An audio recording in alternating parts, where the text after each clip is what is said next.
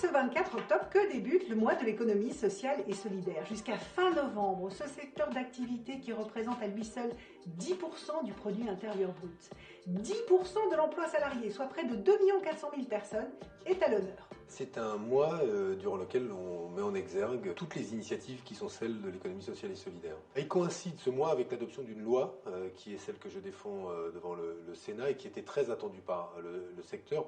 Les familles d'économie sociale, vous les connaissez, ce sont les coopératives, les mutuelles, les associations. Et ce que nous voulons, c'est qu'on ait un modèle d'entreprise qui, dès le départ, se préoccupe de l'impact social et de l'impact environnemental de la création de richesses. Un projet qui vise notamment à renforcer le statut d'entrepreneur salarié. Mais au fait, qu'est-ce qu'un entrepreneur salarié ? Un coopérative d'activité d'emploi, ce sont des gens qui créent leur activité mais mettent en commun un certain nombre de fonctions. Mon activité, c'est d'être formatrice maquillage auprès des entreprises et auprès également des particuliers, et je suis maquilleuse. Je suis dans cette coopérative d'activité et d'emploi depuis février.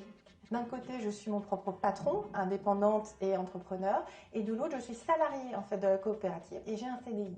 Une coopérative d'activité et d'emploi, c'est un lieu dans lequel on vient tester son projet.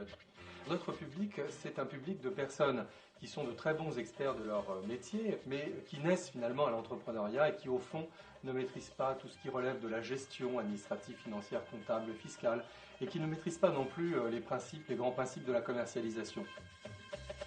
Les entrepreneurs sont confrontés directement au marché, ils vont rechercher des projets, travailler avec leurs clients et nous, en back-office, nous assurons leur formation à l'entrepreneuriat et puis on les affranchit de toutes les tâches de gestion administrative, sociale et commerciale. Le revenu de son chiffre d'affaires va être transformé en salaire. C'est vraiment un travail partenarial où l'on va décider ensemble le bon niveau du salaire. C'est un modèle qu'on veut défendre, d'abord parce qu'il permet à beaucoup de demandeurs d'emploi de trouver une activité. 70% des membres des coopératives d'activité d'emploi sont d'anciens demandeurs d'emploi, donc on voit que ça marche. La coopérative m'apporte beaucoup de choses. D'abord, donc des référents, quelqu'un vers qui je peux aller quand j'ai des questionnements concernant mon fonctionnement en tant qu'entreprise. Ça me permet d'avoir un réseau, mais aussi des personnes qui sont dans la même situation que moi. Et également des ateliers dans l'année qui me permettent de me perfectionner, par exemple sur le plan commercial. Ce modèle-là est un modèle qui a bien réussi et qu'on veut sécuriser sur le plan juridique. Il existe aujourd'hui 92 coopératives d'activité et d'emploi réparties sur toute la France. Le projet de loi vise à augmenter leur nombre de 30% par an, ce qui est assez ambitieux.